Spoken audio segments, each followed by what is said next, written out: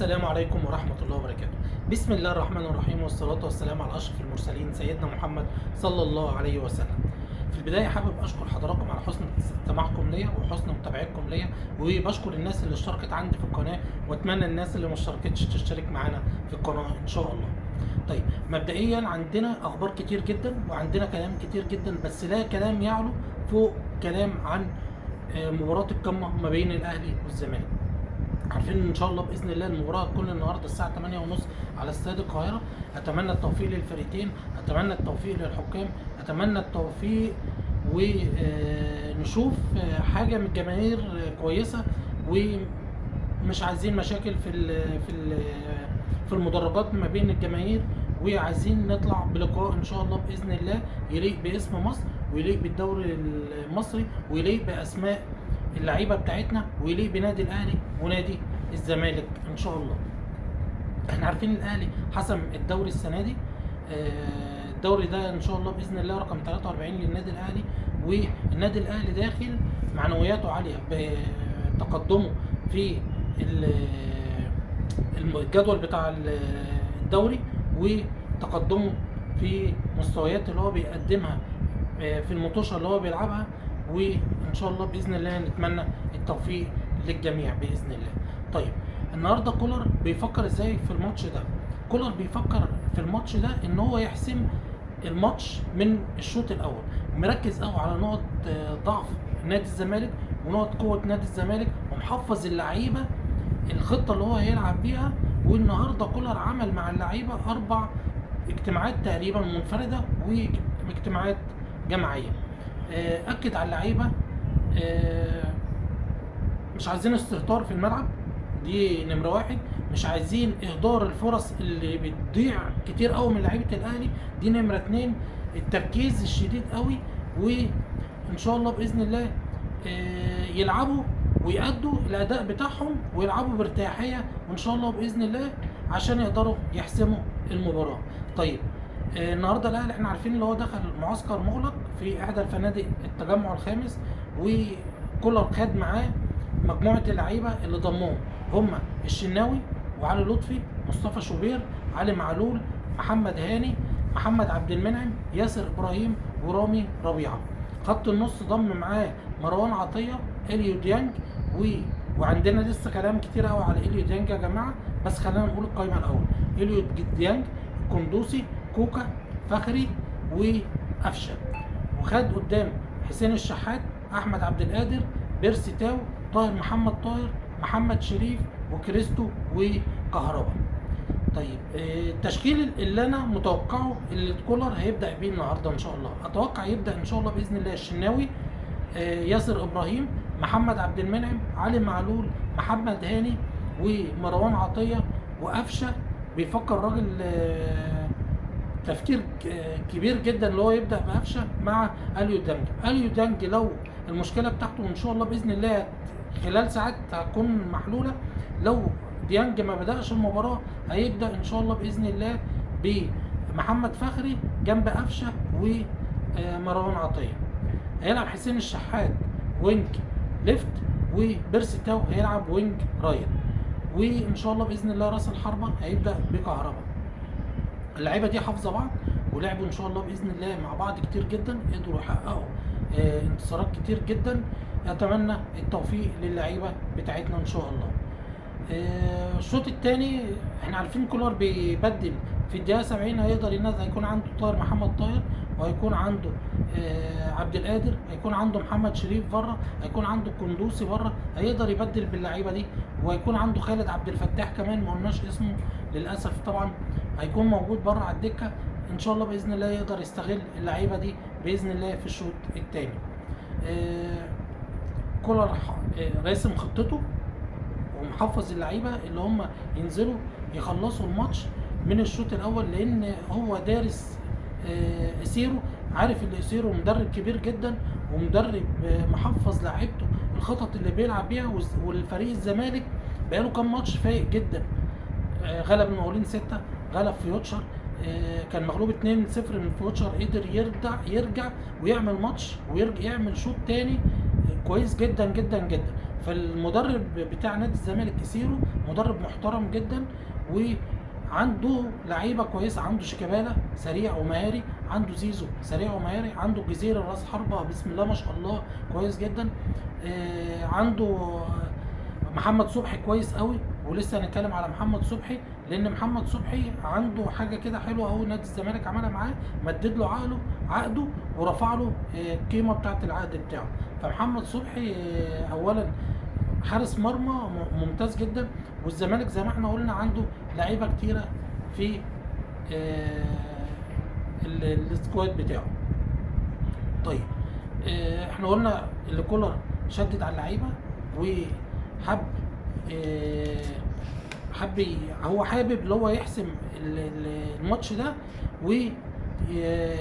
وينفذ ويفرح جماهير النادي الاهلي ويفرح شعب النادي الاهلي كله ومجلس ادارته، ويبقى احتفاله بالدوري. بس هو درع الدوري للاسف الاهلي مش هيستلمه بكره، كنا قايلين اللي هو يستلمه او الناس كلها كانت قايله اللي هو يستلمه في مباراه الزمالك، لا لسه هيستلمه يوم الاربعاء الجاي مع مباراه حرس الحدود ان شاء الله. طب الزمالك واسيرو بيفكروا ازاي في ماتش الاهلي، والراجل بيفكر يلعب بمين وما يلعبش بمين. طيب النهارده المدرب احنا عارفين انه اتكلمنا على اسيرو، قلنا مدرب محترم جدا، مدرب كويس جدا جدا جدا، وقادر يوقف لعيبه الزمالك وفريق الزمالك على رجله، ويقدر يحفظ اللعيبه في الوقت القصير اللي هو كان موجود فيه خططه وطريقه اللعب بتاعته اللي هو بيلعب بيها. اسيرو طبعا طمعان اللي هو يكسب نادي الاهلي عشان يعوض جماهير النادي الزمالك واعضاء نادي الزمالك عن الخسائر اللي الزمالك خسرها السنه دي، لان احنا عارفين الزمالك للاسف ما حسمش اي بطوله دخل فيها السنه دي.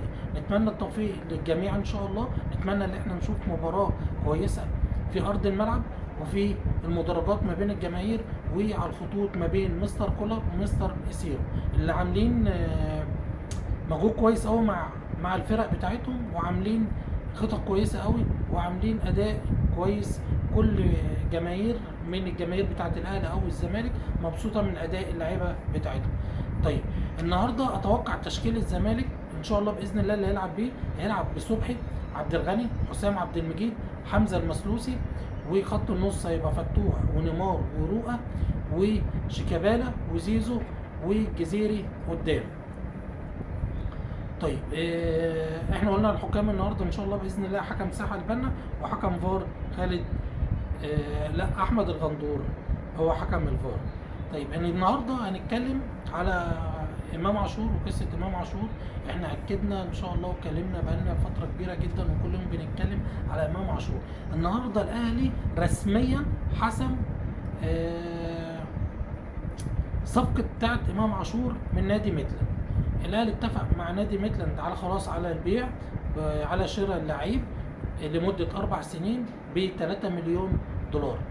احنا اتكلمنا على حسام، اتكلمنا على امام عاشور كتير جدا، قلنا اللي هو لعيب مفيد جدا للنادي الاهلي، نختلف معاه او نتفق معاه، هو لعيب ممتاز جدا ويقدر يفيد النادي الاهلي، ولعيب سنه صغير وهيبقى امتداد للعيب الخط النص بتاعنا، ونتمنى منه باذن الله ربنا يكتب له التوفيق في النادي الاهلي، ونشوف امام عاشور في مستوى من مستوياته الكويسه.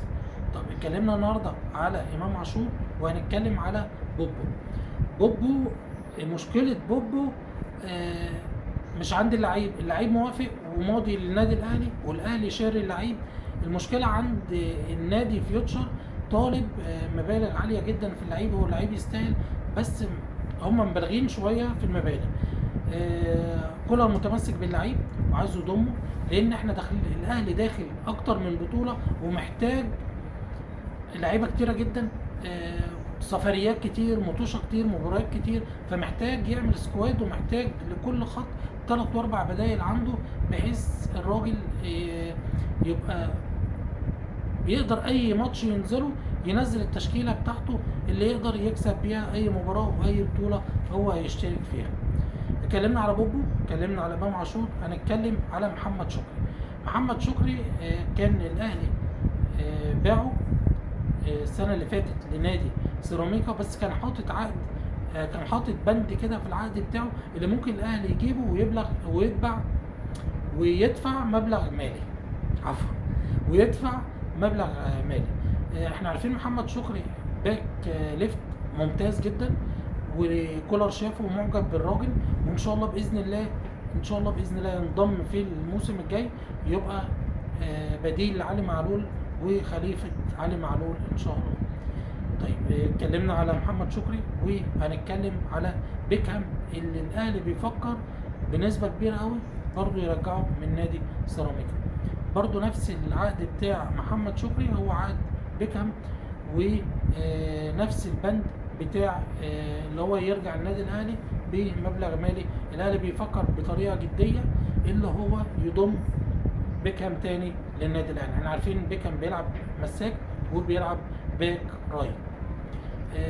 في النهايه اتمنى من حضراتكم اللي انتوا تكونوا استمتعتم معايا في الفتره اللي احنا قضيناها مع بعض دي، واستفدتم مني، وبشكر حضراتكم على حسن المتابعه، وبشكر الناس اللي اشتركت عندي في القناه، واتمنى باذن الله نشوف مباراه تليق بالفرقتين بتوعنا، فريق نادي الزمالك وفريق النادي الاهلي. اتمنى التوفيق للعيبه كلها، اتمنى التوفيق للمديرين الفنيين وللجماهير، واتمنى ان احنا نشوف مباراه كويسه ما بين اللعيبه، لان اللعيبه دي والاهلي والزمالك زي ما احنا قلنا هم دول قطبي الكره المصريه. من غير اهلي مفيش كوره في مصر، من غير الزمالك مفيش كوره في مصر. اتمنى لهم التوفيق، واتمنى ان احنا نشوف مباراه كويسه، وان شاء الله اشوفكم على خير باذن الله، ونحلل مباراه الاهلي والزمالك مع بعض بعد انتهاء المباراه ان شاء الله. اتمنى لكم باذن الله التوفيق من عند ربنا، وبشكر حضراتكم على حسن متابعتكم ليا، واتمنى مره كمان الناس اللي ما اشتركتش عندي في القناه تشترك. والسلام عليكم ورحمه الله وبركاته.